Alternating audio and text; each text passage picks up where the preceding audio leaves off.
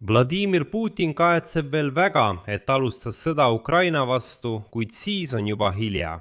Financial Times kinnitab täna, et just sellised sõnad ütles Hiina liider Xi Jinping Donald Trumpile.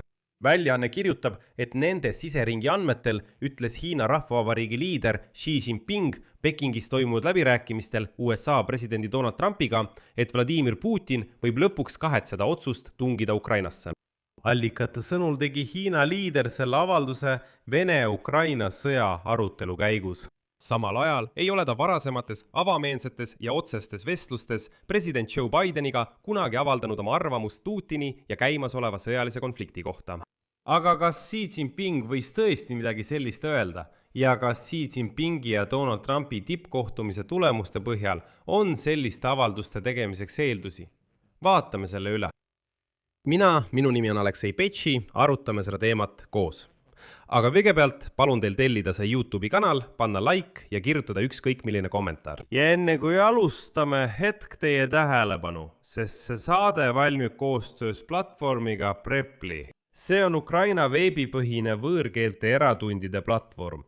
Seal on umbes 100 000 õpetajat ja 90 keelt. See on ideaalne neile teist, kes näiteks elavad välismaal ja õpivad saksa, inglise, poola või ükskõik millist muud keelt. Ja mis on teie jaoks väga oluline, praegu on neil esimesele tunnile 50% soodustus. Seetõttu on selle video kirjanduses link, millele klõpsates saate kohe 50% soodustust Aleksei Petši YouTube'i kanali kaudu. Aga meie liigume edasi saate juurde.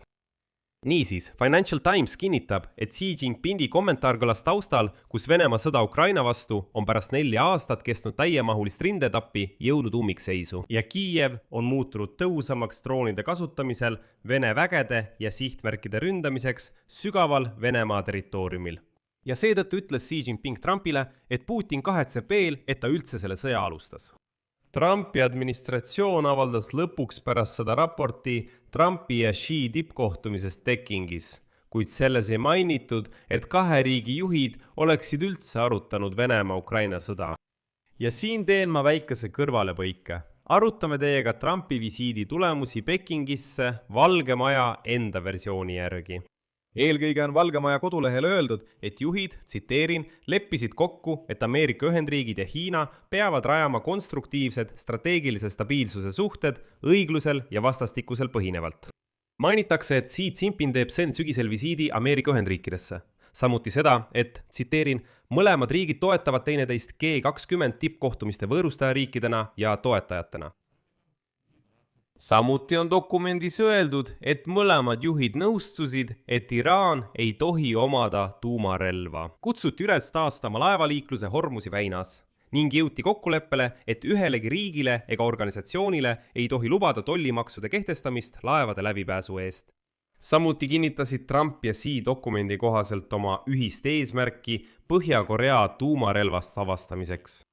Majandussuhete osas tehakse ettepanek luua 2 uut riikidevahelist organit, Kaubanduskoda ja Investeeringute nõukogu. Kaubanduskoda võimaldab Ameerika Ühendriikide valitsusel ja Hiina valitsusel reguleerida kahepoolset kaubavahetust kaupadega, mis ei kuulu nende kaupade hulka, mis kujutavad endast tõsist ohtu majandusele. Investeeringute nõukogu pakub platvormi valitsustevaheliseks aruteluks investeeringutega seotud küsimustes. Samuti on loetletud kokkulepped rahvusvahelise kaubanduse vallas. Samuti teatatakse, et Hiina kaalub USA muresid harundaste muldmetallide ja teiste kriitiliste mineraalide tarneahela puudujäägi osas, sealhulgas iitriumi, skandiumi, neodüümi ja indiumi osas. Lisaks tuletas Valge Maja meelde, et Hiina on heaks kiitnud, see on huvitav moment. Kiitis heaks esialgse 2200 Ameerika Boeingi lennuki ostu Hiina lennufirmadele. Samuti ostab Hiina järgmise 3 aasta jooksul USA põllumajandustooteid vähemalt $17 miljardi eest aastas. Samuti nõustus Hiina tühistama kõik piirangud Ameerika veiseliha ja linnuliha impordile. See ongi kõik, kuid nagu te aru saite, Ukrainast ei räägitud sõnagi. Samal ajal teatas Hiina välisministeeriumi esindaja, et Briti väljaanda avaldatud info, nagu oleks Xi Jinping kritiseerinud Putinit kohtumisel Trumpiga, on täielik väljamõeldis. kuigi pole välistatud, et Xi'l oli oma arvamus, kuid otsustati lihtsalt mitte rikkuda tippkohtumist Putiniga, mis algab juba täna. Siiski on märke sellest, et Putinil ei lähe sõjaga plaanipäraselt ning Xi Jinpingil oli põhjust öelda, et ta hakkab seda tõesti veel kahetsema. Miks ma nii ütlen? Putin otsustas alustada täiemahulist sissetungi Ukrainasse. 2022 aasta veebruaris, 3 nädalat pärast Hiinas käimist, kus ta koos Xi Jinpingiga kuulutas välja piiranguteta partnerluse. Enne seda süüdistasid USA korduvalt Hiinat kaheotstarbeliste kaupade tarnimises Venemaale, mis aitavad Moskval pidada sõjategevust Kiievi vastu. Peking on loomulikult alati eitanud Moskva toetamist. Ja täna räägiti Venemaa riigiduumas äkitselt avalikult sellest, et Venemaal on vaja võimalikult kiiresti lõpetada sõda Ukrainas, kuna Venemaa majandus ei pea vastu enne nende erioperatsiooni pikaajalisele jätkumisele. Sellise avalduse tegi Venemaa riigiduuma saadik KPRF-ist Rinat Suneimanov. Ja andke mul andeks, aga edasi tema tsitaat. Ametlikult moodustab 40% föderaalsest eelarvest kaitse ja julgeolek, millest arengust, investeeringutest või kapitalipaigutustest saab üldse rääkida. Ei tankidel ega mürskudel pole tarbimisväärtust. Majandus toodab neid, kuid elanikkond ei saa neid tarbida. See on puhas kulu. Ja nagu see Venemaa saadikuga ütleb, siis suured kulutused kaitsetööstusele tagavad küll töökohti, kuid samal ajal viivad inflatsiooni kasvuni ning sotsiaal- ja investeerimiskulude vähenemiseni eelarves.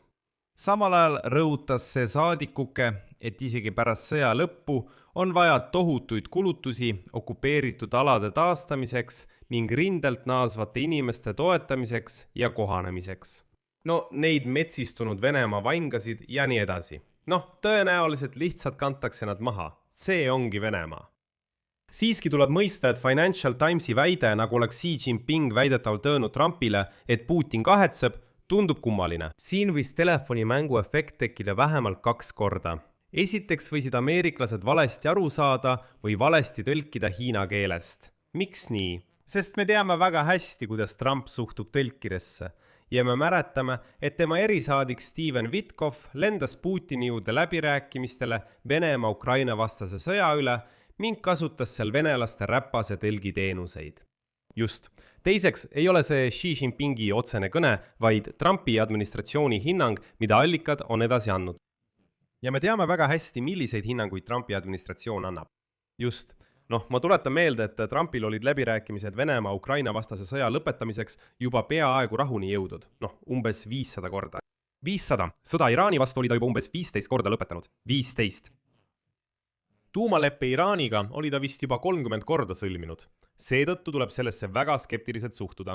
Tegelikult, kui Xi Jinping tõesti tahab, et Vladimir Putin kahetseks, siis ta teeb midagi, et Putin tõesti kahetseks. Praegu teeb Xi Jinping kõik, et hoida Putinit vee peal, sest Xi Jinpingile on kasulik, et metsik, agressiivne Venemaa, see, nagu nad iseend nimetavad karu, see metsik, harimatu, matslik karu eksisteeriks. Et Venemaa sellisel kujul püsiks vee peal, olles kogu lääne jaoks hirmutisena. Siia panen 3 punkti, kirjutage oma arvamus ja järeldused selle video kommentaaridesse. Tellige kanal, vajutage kellukesele ja ärge unustage panna laiki. Kui soovite toetada selle YouTube'i kanali tööd, saate seda teha annetuse kaudu, linkide ja rekvisiitide abil, mis on selle video kirjelduses. Sellega on kõik. Hoolitsege enda eest. Kõike head!